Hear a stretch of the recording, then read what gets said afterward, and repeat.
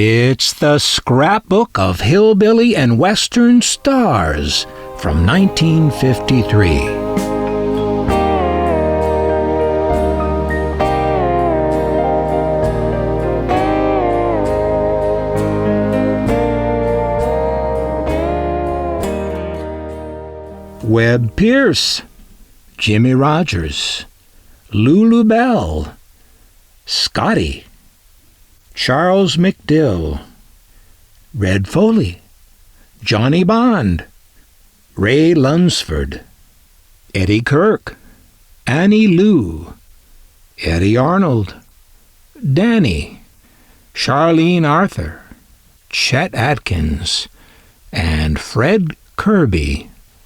And with a special section starring Sacred Singers, edited by Thurston Moore, assistant editor Leslie Norman, artist Publications, Inc., in Cincinnati.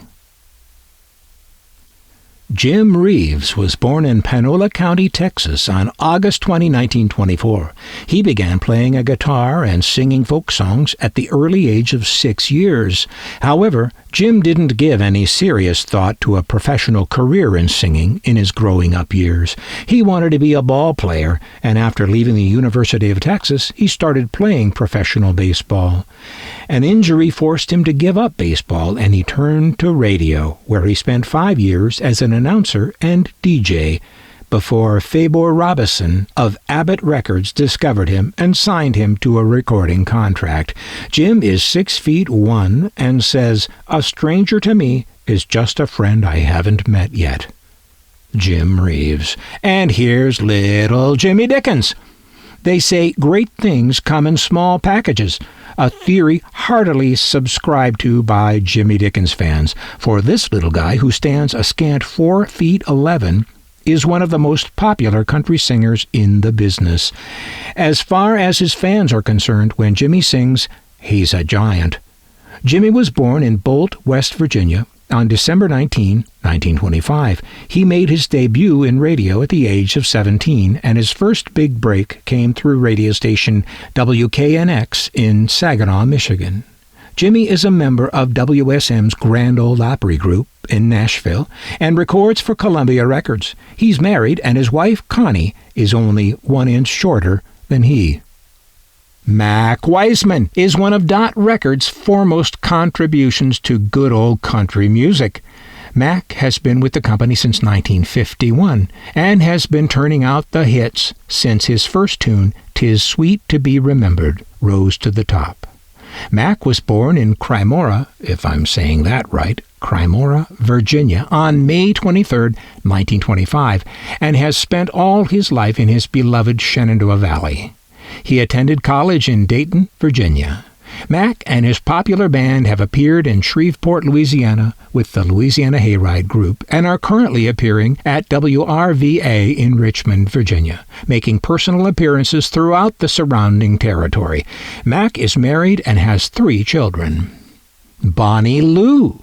Lovely Bonnie Lou first attracted the public's attention with her hit recording of 7 Lonely Days.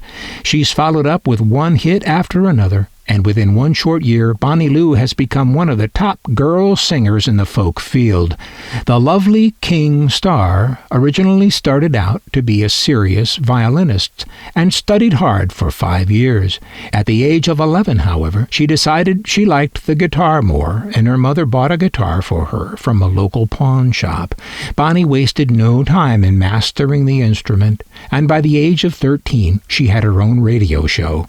Bonnie is heard on WLW's famous Midwestern Hayride, dividing her time between her successful career and her family. She's married to Glenn Ewins and has a small daughter. Jack Cardwell. It would have been unthinkable for Jack Cardwell to pursue any career other than a musical one. He came from a long line of musicians, and at an early age could play music on just about any kind of string instrument you could name. At the age of 13, Jack left his farm home in Chapman, Alabama, and went to Mobile, where he sold newspapers and grabbed every chance he could to perform professionally. Jack served with the Navy during the war. Currently, he's heard on a disc jockey show called The Tom and Jack Show over WKAB in Mobile. While he's not spinning records on his show or cutting them for King Records, he spends his time with his wife and 2 children. Slim Whitman. Slim Whitman was born Otis Dewey Whitman, Jr., in Tampa, Florida, on January 20, 1924. Slim first became interested in music on board ship while in the Navy. He found an old guitar and started playing for his own amusement. His shipmates soon discovered how good he was, and he began appearing regularly on the ship's weekly recreation show. After the war, Slim played professional baseball before finally deciding on music as a career. He feels his first big break was appearing with the Louisiana Hayride gang on Shreveport's KWKH. The brawny Imperial Star is 6 feet 3 inches tall, weighs 190, and likes baseball and fishing. He's married, and he and his wife Jerry have a little girl. Jimmie Skinner. Jimmie Skinner was born on a small farm near Berea, Kentucky. As a child, his desk in the little one-room schoolhouse at Blue Lick was often vacant during the winter months as he played hooky to trap for rabbit and possum. He moved to Hamilton, Ohio while still in his teens and became interested in Jimmie Rodgers records. He received a cheap guitar and began to strum out tunes, singing Rodgers songs. Deciding on a musical career, he began to appear on radio stations and was signed by Radio Artist Records.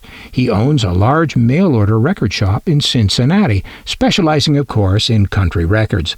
Now heard on the Decca label, he likes hunting, fishing, and plain people. Cowboy and Cathy Copas. Cowboy Copas. A familiar sight to Grand Ole Opry fans is the appearance of Cowboy Copas and his talented and charming daughter, Cathy. The two work together with flawless precision, and fans have welcomed this duo to their hearts. Though Cowboy is famous for his singing, he started out as an instrumentalist, never dreaming fans would like his voice. One day, he met a little Indian boy named Natchie, and since Copas is about 1/4 Indian, he took to the boy immediately. Natchie dared Cowboy to sing on an amateur contest in Cincinnati, and Cowboy agreed. Cowboy and Cathy can be heard together on King Records. King Records was out of Cincinnati, as was this book. Who knew Cincinnati was such a big deal in country music? Well, maybe you did. The Colwell Brothers, consisting of Steve, Paul, and Ralph, were born in Indianapolis, Indiana, though they consider themselves native Los Angeles sons now. They're heard on Columbia Records and are currently touring with the Moral Rearmament Group, which devotes itself to gathering artists to travel throughout war-torn Europe and entertain people. The boys are a credit to their profession, and their clean-cut good looks, pleasant personalities, and wholesome outlook on life win them friends everywhere. Even in Switzerland, where yodeling is a national pastime, the Colwell brothers are considered among the best yodelers. Rosalie Allen was born in Old Forge, Pennsylvania, one of 11 children of extremely poor parents. At the age of 9, she went to work in a restaurant washing dishes, but she spent all her spare time learning the words to songs and mastering yodeling. She got her first break by winning an amateur show and was signed by a cowboy band. Rosalie worked with the famous showgirl, Gary Montana.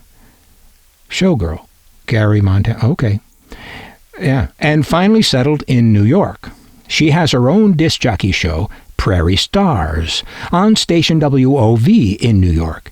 She has appeared in just about every phase of show business, including radio, TV, rodeo, and records.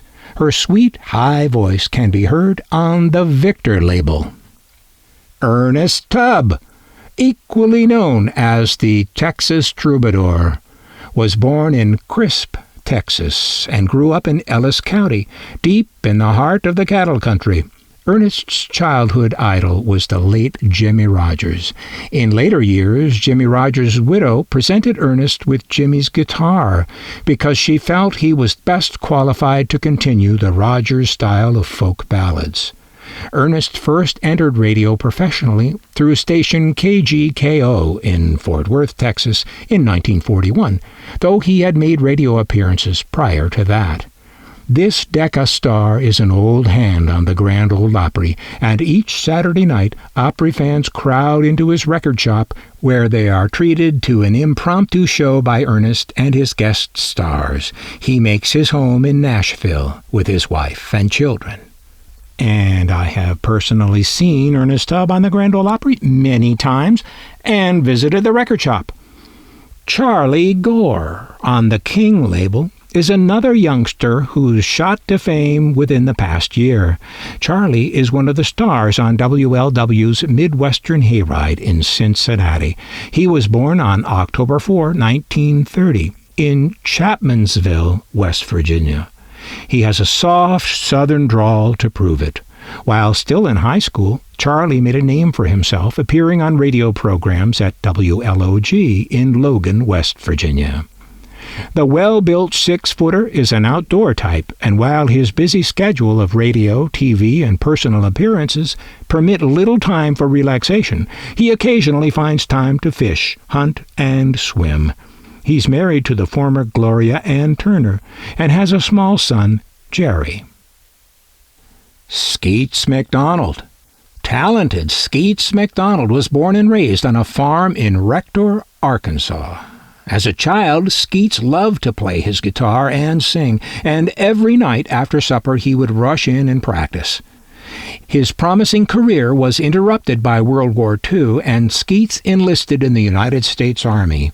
He was attached to the medical 69th General Hospital, which served in North Africa, India, and Okinawa. In addition to being a recording artist of great note on Capitol Records, Skeets has composed a number of folk songs. He's married, and he and his wife, Jo, live in Los Angeles, where Skeets spends his leisure hours training his talented Maltese cat, Boo Boo. Training his cat to do what? Faron Young. Though in the Army for the past 2 years, Faron Young was certainly not forgotten by country music lovers.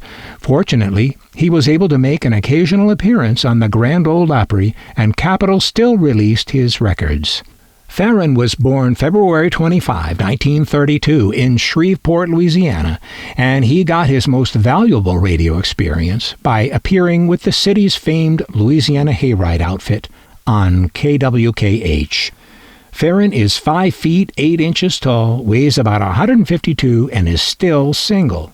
His hobbies are hunting, fishing, and writing songs. Faron didn't mind his Army life and says of it, "They let me do what I wanted to do most, entertain." And here's some country clicks. Pictures of Jumpin' Bill Carlisle, Lone Pine and Betty Cody, Chet Atkins and the Beaver Valley Sweethearts, Lou Millet, Smiley Burnette, June Carter, the Broome Brothers, Bud Messner and his Skyliners, Charlie Aldrich, the Oklahoma Wranglers, and Jack Tucker. Here's Lefty Frizzell. Columbia's popular recording star Lefty Frizzell was born in Corsicana, Texas. Lefty's unusual singing style, coupled with his gift for writing songs, have made him one of the country field's most successful entertainers. Lefty writes his songs at odd moments while traveling or sitting in hotel rooms. He picks them out on his guitar and has been writing since he was 15. His highly successful composition, Always Late, which is currently his theme song, was written while he was in a car on the way to Shreveport, Louisiana. Lefty was late getting there, and the song just popped into his head. He's not always the best judge of how good his work is, though. One of his most successful songs, If You've Got the Money, I've Got the Time, was almost thrown away because Lefty, quote, didn't like it, end quote. Eddie Arnold, known as the Tennessee Plowboy. Eddie Arnold has sold nearly 23 million records since he began recording with RCA Victor. He appears regularly on programs over more than 1,000 radio stations in the United States and Canada, and has appeared on his own TV show, and as featured guest on such top shows as Perry Como, Arthur Godfrey, Milton Berle, Meredith Wilson, and others. Eddie is happily married to the former Sally Gayhart, and they have 2 lovely children, a son, Dickie, and a daughter, Joanne. The Arnold family lives on a 107-acre farm near Brentwood, Tennessee. Eddie is known for his generosity to charities. Eddie has had his own radio show, sponsored by the Ralston Purina Company, for many years, heard on more than 100 radio stations. Joe Maphis and Rose Lee enjoyed several years of wonderful success on the Old Dominion Barn Dance, Boone County Jamboree, and National Barn Dance before they decided to move to Hollywood. They make a great team, writing songs, singing, playing, and being happy as husband and wife. Rose Lee was a member of the popular Saddle Sweethearts, all-girl Western band, which won quite a reputation from Baltimore, Maryland. They won the reputation from Baltimore? Okay. I didn't know Baltimore was handing out reputations. I've got to see about that. They met while working on the Old Dominion Barn Dance. They record for OK Records and write quite a few of their own recorded numbers. Joe has mastered more than a dozen instruments and is known for the ease with which he can just pick up playing an instrument. Currently, the popular pair are on the famous Town Hall Party. Gene Autry. It was shortly after sound had come into the movies. Hollywood's reputation was bad. The public was tired of the wild parties and loose reputations of the stars. Oh yeah, they were tired of that. Then along came Gene Autry, offering clean, wholesome movies and a spotless personal reputation. Within a year, Gene's popularity soared to the top, and he has stayed there. He was the first cowboy to make records and is still with Columbia, who originally signed him. During the war, Autry was one of the first to enlist in the Army. He rose to the rank of technical sergeant and flight officer when he won his wings. A flying enthusiast, Gene flew for the Air Transport Command. He delivered bombers to India and crisscrossed the U.S., delivering high-priority cargo. The Columbia picture and record star is married, and he and his wife, Ina May, live on Melody Ranch, named after Gene's own TV show. The Carlisles. When the Carlisles go on stage to do a song, the audience goes wild. This group has showmanship plus. Bill Carlisle is the leader of the group, which consists of Tommy Bishop, Tillman Franks, and Betty Carlisle. Each member is an artist. At the end of their songs, audiences won't let them leave, but shout for more. The name Carlisle certainly is not new to country music fans, for 3 members of the famous family have made names for themselves. Bill Carlisle was born in Wakefield, Kentucky. He received his first singing lessons from his father, but taught himself to play the guitar. Bill says the most memorable event in his life was the time he had the prize fight with Molly O'Day. It was at station KMOX in St. Louis, and the event was given considerable promotion. 2,500 people turned out, and he laughingly admits that Molly beat the tar out of me. Audrey Williams is the lovely, honey-haired Alabama beauty who inspired the late Hank Williams to some of his greatest songs. Audrey and Hank first met when Hank was appearing at a medicine show in Banks, Alabama, as a black-faced comedian and singer. The two were introduced and fell in love immediately. They were married on December 15, 1944.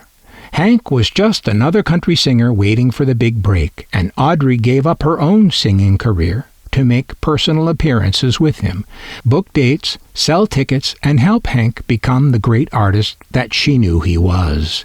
Hank justified her faith in him, and within a few years was the nation's top country artist. Audrey is a fine designer and designed their home in Nashville and most of Hank's famous wardrobe.